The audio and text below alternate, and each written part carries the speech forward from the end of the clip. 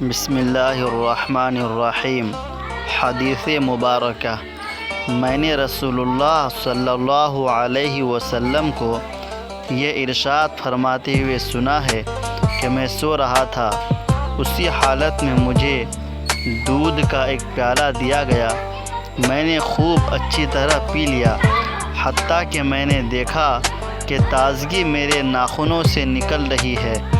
پھر میں نے اپنا بچا ہوا دودھ عمر بن الخطاب رضی اللہ عنہ کو دے دیا۔ صحابہ رضی اللہ عنہم اجمعین نے پوچھا، آپ نے اس کی کیا تعبیر لی؟ آپ صلی اللہ علیہ وسلم نے فرمایا، علم۔ یہ حدیث نمبر 82 ہے۔ حضرت امام بخاری رحمۃ اللہ علیہ اپنی کتاب بخاری شریف میں اس حدیث پاک کو نقل کیے ہیں اور پوری کی پوری امت تک پہنچانے کی کوشش کی ہے۔ حضور پاک صلی اللہ علیہ وسلم اس حدیث پاک میں اپنے سونے کی کیفیت اور سونے کی حالت میں خواب دیکھنے کا واقعہ بتا رہے ہیں۔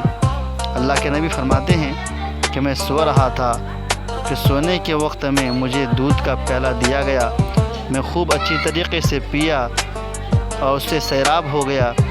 پھر میں اپنا بچا ہوا دودھ حضرت عمر رضی اللہ عنہ کو دے دیا اور اس سے یہ تعبیر نکالی کہ اس کی تعبیر ہے، یہ علم ہے۔